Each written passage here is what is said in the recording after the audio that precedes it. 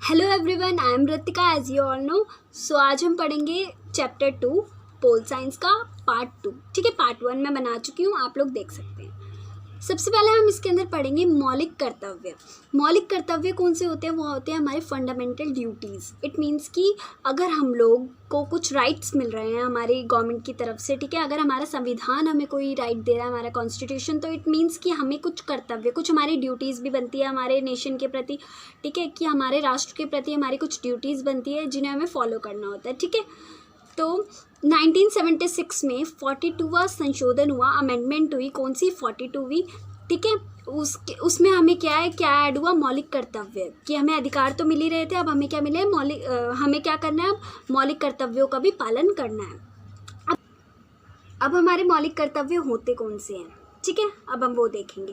पहला, obeying constitution. It means संविधान का पालन करना। ये हमारा मोस्ट इंपॉर्टेंट है, क्योंकि जो संविधान है उसके अंदर हमारे सारे कानून लिख रखे हैं, तो हमें उस चीज़ का तो बहुत अच्छे से फॉलो करना ही चाहिए। देन सेकेंड है हमारा राष्ट्रध्वज, राष्ट्रगान का पालन करना और सम्मान करना। राष्ट्रध्वज it means national flag and national anthem का हमें क्या करना है? हमें उसकी रिस्पेक्ट करनी है। यानी कि अगर हमें कहीं रोड पे भी पड़ा हुआ अगर हमें दिख जाता है वो, तो हमें उसकी जो है रिस्पेक्ट करनी है और हमें उसे उठाना है, हमें फेंकना नहीं है ये चीज़ें। भारत की एकता की रक्षा करनी है। It means protecting unity of India. It means कि हमें जो है एकता में रहना है। ठीक है, हमें लड़ाई झगड़ा नहीं करना, सबको कैसे रहना है? ब्रदरहुड में। इट मीन्स भाईचारे में। नेक्स्ट है राष्ट्र सेवा में तत्पर रहना। It means serve in service of the nation. ठीक है, हमें क्या करना है? अगर हमें कोई भी ऐसा मौका मिलता है जिसमें हमें अपने राष्ट्र के प्रति कुछ अपनी तरफ से कोई ड्यूटी फॉलो करनी है, तो हमें क्या करना चाहिए? हमें सर्व करना चाहिए अपने नेशन के प्रति। ठीक है, हमें सेवा करनी चाहिए। नेक्स्ट, भाईचारे का निर्माण। It means brotherhood. हमें हमेशा मिलकर रहना है। ठीक है, सबके साथ भाईचारे के साथ रहना है, किसी के साथ कोई भेदभाव नहीं करना। ये हमारी क्या है? ड्यूटी है, मौलिक कर्तव्य है। Protection of environment, that means पर्यावरण रक्षा। ठीक है, हमें क्या करना है? अपने पर्यावरण की रक्षा करनी है। नेक्स्ट है परंपरा बनाए रखना। इट मीन्स कि हमें क्या करना है? जो हमारे ट्रेडिशन है उन्हें मेंटेन रखना है। ठीक है, देन हम पढ़ेंगे राज्यों के नीति निर्देशक तत्व। अब नीति निर्देशक तत्व क्या होते हैं? ठीक है, किसी भी प्रांत के, किसी भी राज्य के जो नीति निर्देशक तत्व होते हैं वो होते हैं उसके it means directive principles. Directive principles क्या होते हैं? ये ऐसे निर्देश होते हैं, ठीक है, जो जिनको न्यायालय के सामने चुनौती नहीं दे जा सकती। ये राज्य जो है खुद ही अपने लिए बनाते हैं, कोर्ट के आगे इसको चैलेंज नहीं किया जा सकता। फॉर एग्जाम्पल ये कौन सी होती हैं? हम इसका बहुत अच्छा एग्जाम्पल ले सकते हैं जो हमारे स्कूल में मिड डे मील का है। ठीक है, तो मिड डे मील में क्या होता है? जो के कामराज थे ना, उन्होंने, वो हमारे कांग्रेस के हेड थे, तो उन्होंने क्या किया था? मिड डे मील स्टार्ट किया था। तो ये भी हमारे क्या है? एक मतलब राज्यों ने नीति निर्देशक तत्व है ये, जिसके अंदर उन्होंने ये चीज़ रखी है कि हम लोग मिड डे मील भी देंगे, लेकिन इसका संविधान में ऐसा कुछ नहीं कहा है। ठीक है, ये कुछ ऐसे रूल्स होते हैं, कुछ ऐसे निर्देश होते हैं जो क्या करते हैं? राज्य खुद बनाते हैं। ठीक है, इसकी प्रमुख बातें कौन सी? अधिकार जो हमें मौलिक अधिकार के अलावा मिलने चाहिए। मतलब कुछ अधिकार हमारे ऐसे हैं जो हमें, मौलिक अधिकार तो हमें पूरे नेशन को दिए हैं, इसके अलावा राज्य को दिया जाता है कि अगर वो ऐसा कुछ चाहते हैं तो वो कर सकते हैं। Right we should gets beside fundamental right. ठीक है, फंडामेंटल राइट के साथ हमें कुछ ऐसे अलग से अधिकार मिलने चाहिए।